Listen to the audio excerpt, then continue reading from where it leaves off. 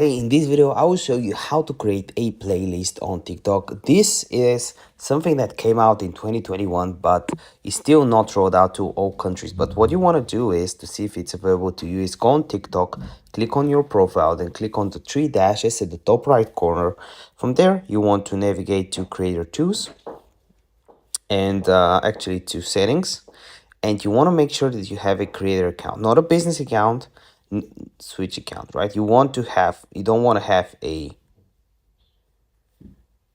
business account, you don't want to have a personal account, you want to have a creator account. After that is done, on some countries right here at the top left corner, you should have the playlist button. So as you can see right here from the information from TikTok itself, it says creator playlist aren't currently available to everyone on TikTok. So it's based on your followers probably and on your country. If you don't see the option to create a playlist in the video tab on your profile, which is here, it should be located right here, then it's not available yet. So to create a playlist in your TikTok app, you want to click on profile. In the video tab on your profile, tap sort videos into playlists.